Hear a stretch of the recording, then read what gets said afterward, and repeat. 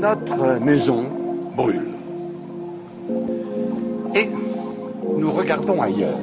Bienvenue dans Présage, le podcast qui questionne l'état de notre monde, les risques d'effondrement de notre civilisation industrielle et les façons de se préparer à vivre différemment. Je suis Alexia Soyeux et aujourd'hui je vous propose un épisode de Présage un peu différent. Il y a quelques mois, Marc et Valérie m'ont contacté pour m'expliquer leur projet de réaliser un voyage à vélo de 2 mois à travers la France pour échanger et ouvrir le débat sur la thématique de l'effondrement. De mi-avril à fin juin 2018, ils ont sillonné les routes sur leur vélo en bois autoconstruit.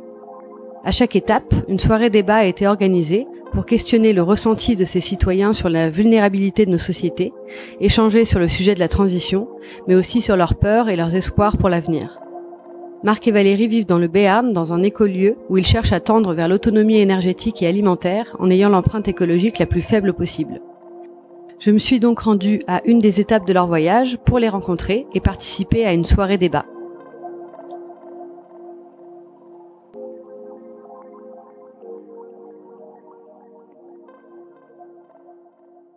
On sait que c'était pendant pas longtemps, et on arrive en 2018, quoi. Je suis pas arrivé. Donc l'effondrement n'a pas tenu ses promesses. Donc et du coup, je ne crois plus, quoi. C'est comme les...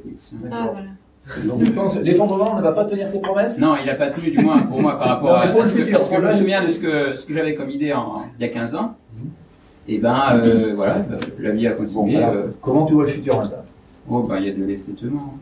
Ah, d'accord. Effritement et non pas effondrement. À notre avis, sur notre avenir? Moi, je pense qu'on n'est pas si stupide que ça et que l'on donnera certainement à un moment comment on va dire, un salaire universel aux gens pour que tout le monde puisse vivre à peu près normalement. Et celui qui voudra travailler, travaillera. Celui qui ne voudra pas travailler, il restera avec son petit salaire. Et voilà. Je pense qu'on va dans ce sens-là. Ok. D'autres avis? J'ai justement commencé à regarder la série Next hier soir. Et du coup, j'avoue que mon avis n'est pas hyper positif. Alors, plutôt,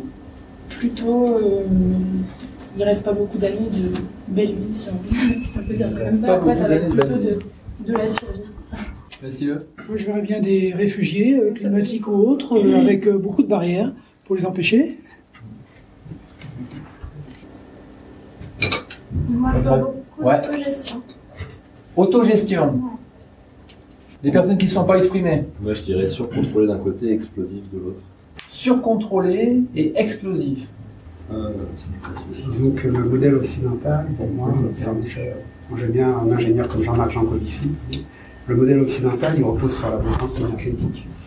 Et actuellement, c'est clair que ce qu'on a avec les fossiles nucléaires, on n'aura jamais avec les énergies dites renouvelables. Alors le futur? Donc le futur, c'est que l'économie, la façon dont elle est structurée, elle ne peut pas tenir si on fait baisser les approvisionnements. Donc, au bout d'un moment, ça va craquer. Ça peut pas. Et on s'y prépare pas.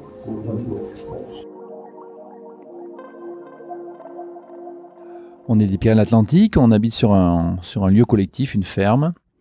Et dans ce cadre-là, et d'un groupe écolo, un groupe local des Amis de la Terre, des discussions sont apparues de plus en plus fréquentes sur le thème de l'effondrement sociétal. Ça nous a interpellés, on participe à ça, ça nous a intéressés, ça nous a semblé prendre de l'ampleur. Et on se demandait on avait envie de traiter ça, quoi. Et on s'est demandé comment. Voilà. Et on a eu, en même temps, de manière déconnectée, envie de se faire un voyage à vélo. Et à un moment donné, les deux idées se sont rejointes. Et donc, on fait un voyage à vélo. Et au fil de ce voyage, on organise des animations sur le thème de l'effondrement sociétal. Donc, moi, j'ai un parcours professionnel diversifié. Mais disons que ma dernière activité, j'interviens en tant que sophrologue. J'anime des séances collectives et individuelles. Donc, petit à petit, la vie m'a amené à m'occuper plus de l'humain. Et je trouve que ça a tout son sens dans le thème qu'on traite au niveau de l'effondrement. Et c'est là-dessus qu'on est aussi complémentaires avec Marc. Du coup, que je laisse se présenter. Oui, alors moi, j'arrive pas de la même planète que Valérie. Je suis ingénieur génie méca. J'ai créé une entreprise d'informatique avec laquelle j'ai bossé pendant une quinzaine d'années. J'ai travaillé avec beaucoup de petites entreprises du secteur de l'aéronautique, donc de la production industrielle, donc un milieu que je connais bien, ainsi que sa dépendance donc aux énergies et sa fragilité structurelle. Et j'ai lâché ça, enfin j'ai vendu ça il y a 5 ans à peu près. Et en parallèle, ça fait une quinzaine d'années que je m'intéresse vraiment de près, où je suis actif en fait sur la question écologique. Voilà, donc plus particulièrement, mes domaines de connaissances sont plutôt sur l'énergie, les systèmes, l'autonomie, les choses comme ça. Je suis depuis tout petit en questionnement, en interrogation par rapport à cette société, mais plutôt en mode rebelle, genre c'est naze, c'est nul, il n'y a pas de futur, mais j'avais zéro solution à proposer. Peut-être même, j'avais même pas l'idée qu'il pouvait y avoir autre chose de pensable, quoi. Puis à un moment donné, je crois que c'était vers 2005 par là, on m'a mis entre les mains le journal de la décroissance.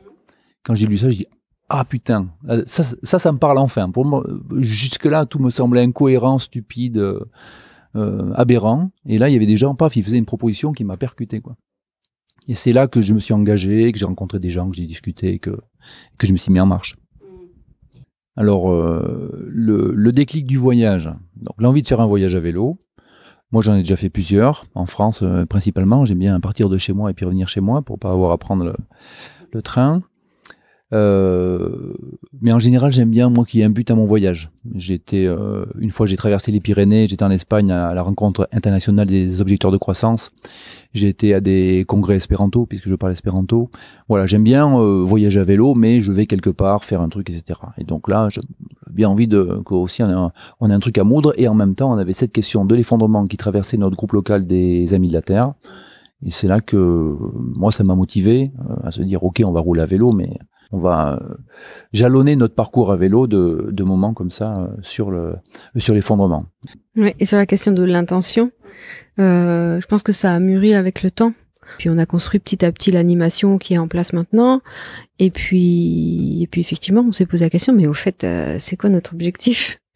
On aurait tendance à avoir des attentes sur avoir envie de porter un message ou faire changer les choses. Et puis très rapidement, nous en tout cas dans nos prises de conscience, on est plutôt non mais on peut toujours en parler, mais ça fera pas basculer quoi que ce soit. Donc pour recentrer sur le but, au lieu de dire ce qui n'est pas le but, mais je pense que c'est important de le souligner quand même, c'est amener l'information. Donc c'est déjà amener le débat en particulier chez les groupes militants écolos, puisque nous on se sent concernés. Est-ce qu'ils y croient? Est-ce qu'ils y croient pas? Est-ce qu'ils n'ont pas envie d'y croire? Est-ce qu'ils y ont cru mais ils y croient plus? Enfin tout ça, toutes ces différentes possibilités. Qu'est-ce que ça génère comme émotion? J'ai l'impression, moi, en fait, je commence à dire qu'on est sur un voyage d'études. On étudie un sujet, on rencontre des gens et puis en parlant avec eux. Du coup, à titre personnel, c'est assez thérapeutique aussi, je pense. On s'est dit, moi, quand j'ai lu le livre de Pablo, et c'était il y a 2 ans, j'ai eu l'élan de créer un groupe en transition. Je dis, on va pas se laisser faire. Ouais, j'étais encore là-dedans. Maintenant, c'est plus le cas. Je suis plutôt, ok, on va en parler là maintenant parce que faut que ça se sache quand même le plus largement possible. Et ça n'empêche pas d'agir, mais en tout cas pas agir pour essayer de contrer quoi que ce soit ou d'inverser la tendance. Enfin, moi, j'y crois plus.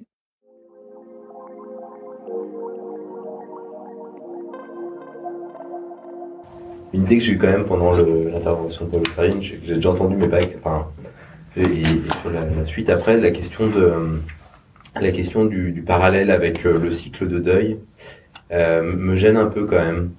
La plupart des analyses du cycle de deuil se sont pas appliquées dans mon cas et je suis pas du tout sûr que ce soit pertinent, même si pour d'autres cas, les personnes arrivent bien à y trouver des repères par rapport à ce qu'elles ont vécu. Mais je la trouve pas forcément pertinente parce que je suis pas sûr qu'en fait ce soit un deuil parce que effectivement la perte de la civilisation possible, elle n'a pas encore eu lieu dans un premier cas. Donc déjà, on n'a pas encore forcément de deuil, on peut avoir la pression du deuil, mais alors ça peut être le deuil d'une idéologie ou de pensée positive. Mais je pense qu'il y a un truc à gratter là-dessus. Je m'étais pas vraiment interrogé là-dessus avant. Et donc moi, à l'inverse, je me sens relativement serein par rapport à tout ça parce que j'ai une forme de lâcher prise où oui, la civilisation elle va changer, oui, à un moment on va peut-être tous mourir, on va peut-être tous se tuer les uns avec les autres, même si je crois pas trop à ce scénario-là, mais ça reste dans les possibilités, je dirais, envisageables. Et puis bah ouais, à un moment on n'aura plus de pétrole, et puis on fera plus de voitures, et puis on fera plus d'avions, on fera autre chose.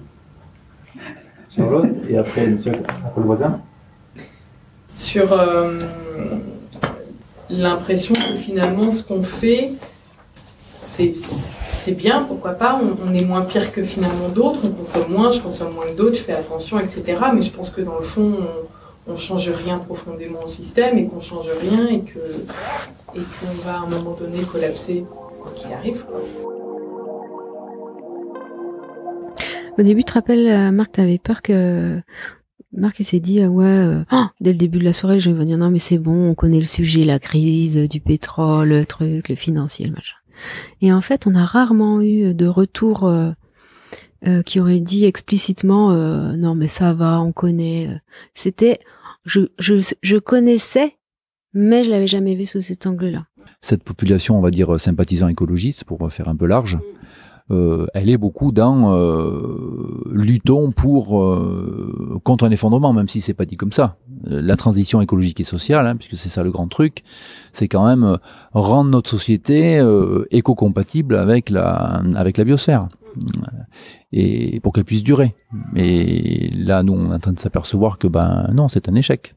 C'est un projet qui est en marche depuis 50 ans, hein, donc c'était même avant que nous on soit nés, il y avait déjà des gens qui se battaient pour ça. Au bout de 50 ans, il faut constater que c'est un échec. Ouais, ça me rappelle que c'était un peu une crainte avant notre départ. Déjà, on s'était posé la question de est-ce qu'on dit le mot effondrement, parce que pour certains, c'est un peu un gros mot. Et encore récemment, il nous disait, moi, c'est plutôt une crise qu'il faut dire. Donc, on lui expliquait la différence entre crise et effondrement. Enfin, en tout cas, celle qu'on en fait nous.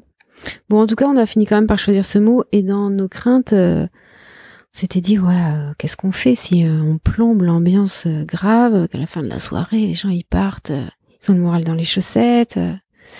Et je sais pas si ça tient de notre mode d'animation, du fait, vous allez voir le déroulé qu'on a mis en place. En tout cas, quasiment tous ils partaient avec la banane. Alors c'était pas non plus l'objectif. Il y en a qui nous l'ont reproché d'ailleurs. Alors, l'animation qu'on propose, clairement, on vient pas en tant que conférencier, en tant que spécialiste sur le sujet. On vient amener un débat, on vient parler avec les gens. Mais on n'a pas... Bien souvent, les gens qui sont dans le public, ils ont des informations que nous, on n'a pas. On est quand même baigné dedans, là. Depuis 2 mois et demi, en fait, on parle que de ça. Avec Valérie, et puis les soirées, etc., les gens qu'on rencontre, on parle que de ça. Et donc, je me rappelle souvent qu'attention, je n'ai pas plus d'informations sur le sujet que quand on est parti. Simplement, c'est les mêmes qui me reviennent tout le temps dans le nez. Et là, nous, en fait, on est en train de produire nous-mêmes une information qui vaut ce qu'elle vaut, mais qui est donc cette rencontre avec les gens, cette collecte d'informations. Qu'est-ce que les gens en pensent? Est-ce qu'ils en ont déjà entendu parler? Comment ils se sentent, etc. Ça, pour nous, c'est une nouvelle information qu'on est en train de produire. Il y a quelque chose qui revient souvent, qui m'interpelle, c'est le transhumanisme. Ouais. Il y a beaucoup de gens qui ont peur que ça parte là-dessus. Et après, c'est plus le climat qui revient souvent. Ouais, mais justement, moi je trouve qu'il y a rien de bien précis qui arrive. Et dans notre animation, au début, on leur demande clairement comment voyez-vous l'avenir de notre société. Et moi, ça m'a marqué dès le début qu'en fait, face à cette question-là, les gens sont vachement secs. En fait, ce qui sort principalement, c'est l'incertitude.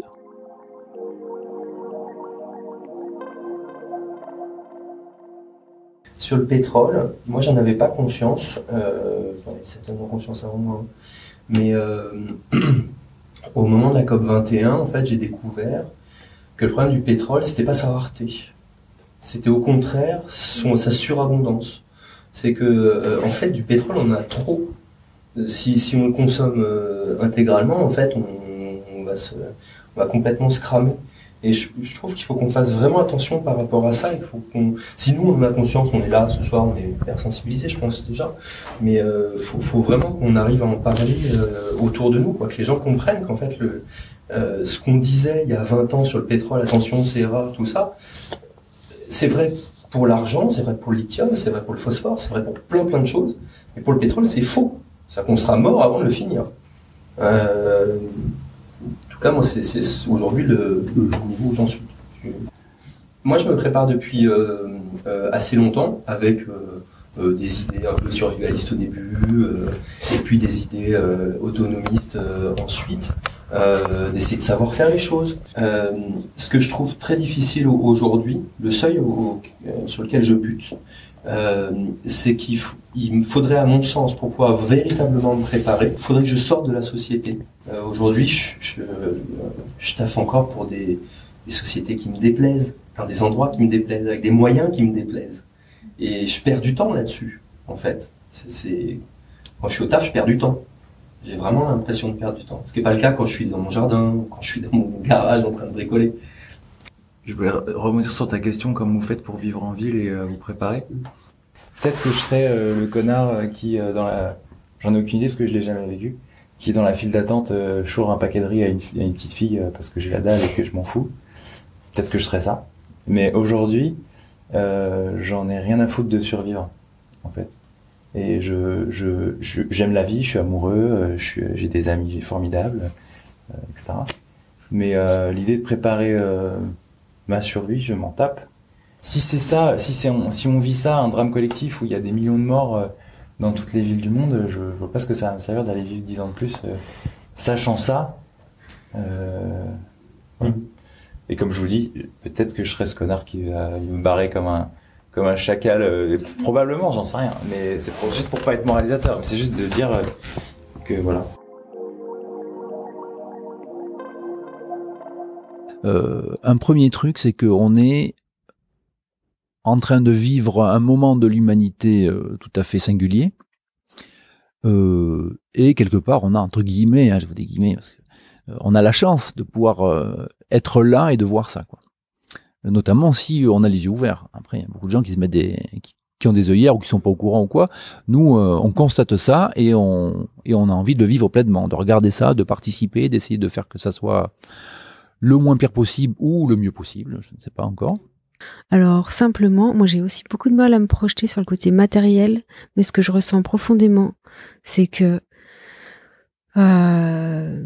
c'est une opportunité pour l'être humain, pour l'humanité, de monter d'un niveau en termes relationnels. En fait, on n'en a pas encore parlé. On en parle très peu lors des soirées. C'est tout ce qui est transition intérieure, comme l'appellent certains, résilience émotionnelle. Voilà. On parle de résilience, mais c'est toujours connoté matériel. C'est rarement connoté sur l'intérieur, sur l'humain.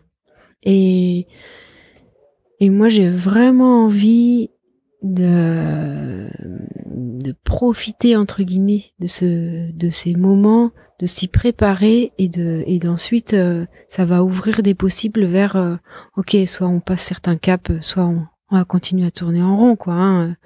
Voilà, on est quand même, il y a du boulot.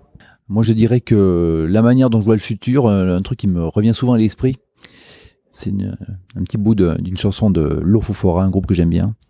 Rendez-vous à l'évidence, le temps suivra son cours. Et je pense que c'est vraiment ça qui va se passer. Le temps va suivre son cours. C'est-à-dire que il y aura moins de pétrole, mais pour de vrai.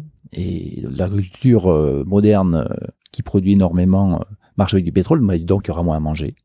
Et le mouvement écologiste qui est en échec depuis 50 ans, il va pas tout d'un coup devenir efficace par un claquement de doigts. Il va continuer à essayer de faire et il va rester marginal, très probablement.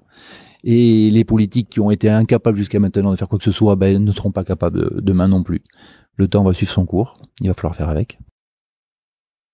Alors moi, face au déni et à l'inaction, je suis très serein maintenant, j'ai totalement accepté ça. J'ai eu une période, quand au début de mon engagement, donc il y a une bonne dizaine d'années, où là j'étais vraiment beaucoup plus vindicatif, et notamment j'étais en conflit avec mon père qui était agriculteur, productiviste et contre la bio, etc.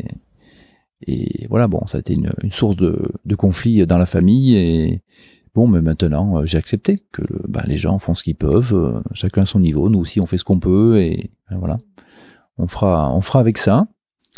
Je pense que l'effondrement, moi, je pense que ça, donc il y a des grands chemins qui sont devant nous, et puis il y a des gens qui vont s'organiser à faire des trucs, il y en a qui vont pas le faire. Il faut accepter qu'il y a des gens qui n'ont pas envie de bouger maintenant. Bougeons avec ceux qui ont envie de bouger. Tour de parole devant moi là. Merci. Oui, moi ces réflexions, ça me... Je crois que ça me déprime, c'est pas ça. C'est penser comment on va mourir, si on va mourir, comment ça va se passer, si on va souffrir, etc. Moi, personnellement, ça me heurte pas du tout. Mais après, maintenant, qu'est-ce qu'on fait? C'est pas le tout de penser et de se marteler la tête avec des idées plus ou moins noires.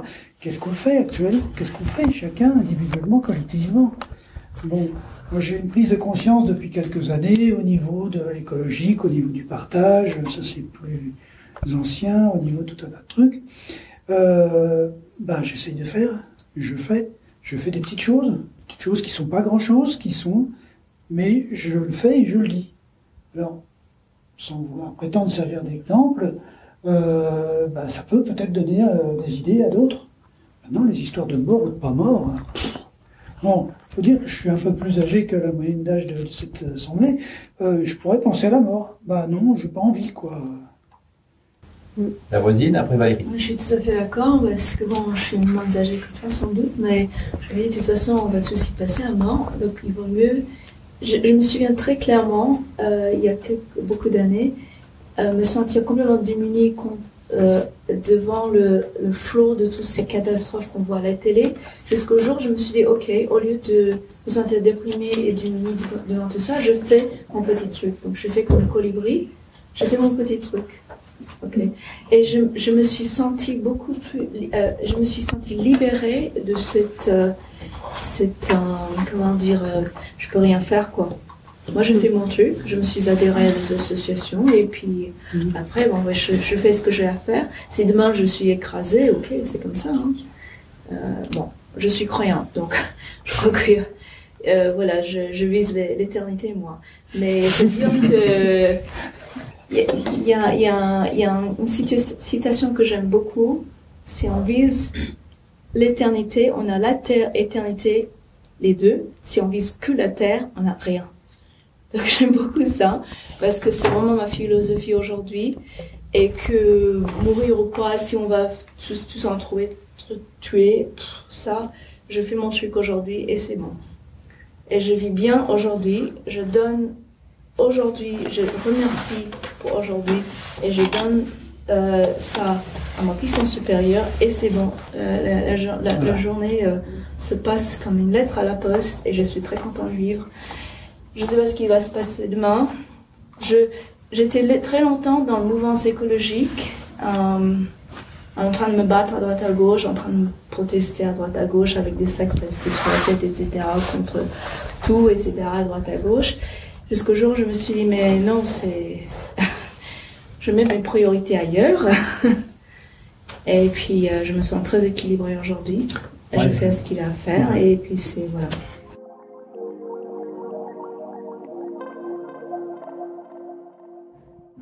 Et puis ça me rend joyeuse ce qu'on fait justement, notre action. Ça me rend joyeuse. Hier soir, il y a quelqu'un qui m'a pris dans ses bras, on l'a remercié. Il y a plein de moments qui font chaud au cœur, même si ce qu'on traite, c'est difficile. Et c'est peut-être là qu'on va aller toucher justement de l'humain qui va se reconnecter à de l'humain. Et bon, voilà, moi ça me touche. Alors moi, d'une part, je me nourris de cohérence. Par le projet qu'on mène là à la ferme légère, par notre voyage à vélo, j'ai l'impression que je participe de manière plutôt positive à ce que je vois du monde. Et après, en réfléchissant à la question globale, je me dis mais l'effondrement, c'est pas forcément qu'une catastrophe, c'est pas forcément que du négatif. Si le système très très inégalitaire qui régit actuellement le monde, l'oligarchie qui nous fait croire qu'on est en démocratie alors que c'est pas du tout le cas à mon avis, si ça se casse la gueule, ouais, on est plutôt intéressant d'essayer de faire que des choses intéressantes soient préservées, mais que ce qui est vraiment très délétère se casse la gueule. Donc c'est pas que négatif, un effondrement de notre société. Donc je ne dis pas que ça va être douloureux pour beaucoup de monde et pour nous aussi, mais que ce système continue, si on fait une transition écologique et sociale pour que les inégalités actuelles continuent, Moi, je suis pas très motivé non plus. Hein. Et puis dans les moments de grands chamboulements, de perturbations, etc., ben c'est là où il peut y avoir des choses qui se créent, qui n'étaient pas possibles avant. Il y a un exemple que je ressors presque à chaque soirée, c'est que à la sortie de la Deuxième Guerre mondiale, il y a quelques personnes en France qui ont réussi à mettre en place la sécurité sociale et puis les retraites. C'était inenvisageable quelques mois ou quelques années avant, et quelques années après, ça aurait été pas possible non plus. Il y a eu une petite fenêtre de tir là, la droite avait largement collaboré, il se faisait tout petit, et paf, il y a eu plein de choses possibles. Et bon, on est en train de le perdre maintenant, mais ça a quand même tenu plus d'un demi-siècle. Donc des moments comme ça de grands chamboulements, ben, c'est l'occasion de peut-être arriver à s'insérer dans des brèches, de créer des choses qui peuvent être très intéressantes. Mais donc, par rapport à une vie, à participer à ce système en se disant qu'il n'est pas terrible, on ne sait pas comment faire autrement, là il y a plein de choses qui sont possibles, à laquelle on participe. Il y a des échecs aussi, mais voilà, c'est une vie riche et passionnante. Dans ma vie, j'ai beaucoup expérimenté. Je suis une expérimentatrice et peut-être un peu inspiratrice. Enfin, en tout cas, voilà, si ça peut inspirer, j'ai l'impression que ça le fait. Et en ce sens, je me sens à ma place et c'est sûrement ça qui me remplit de joie aussi. Donc, à la fois à titre individuel et à la fois être à sa place. Voilà, quand on sent qu'on n'est pas à sa place et je l'ai beaucoup ressenti. C'est difficile et là pour le coup, même si c'est un peu décalé, ben je me sens mieux à ma place en faisant des choses comme ça, quoi. Merci beaucoup à Marc et Valérie pour notre rencontre et notre conversation, et merci à vous tous pour votre écoute. Pour soutenir Présage, vous pouvez partager les épisodes s'ils vous ont plu, vous abonner ou mettre 5 étoiles sur iTunes, ça permettra à d'autres personnes de découvrir le podcast plus facilement. Présage est un podcast indépendant, le générique est un extrait du morceau L'eau de Sabrina Bellawell mixé par Paloma Colombe. Je vous donne rendez-vous sur le site présage.fr pour en découvrir plus sur les invités et approfondir les sujets abordés. À très vite!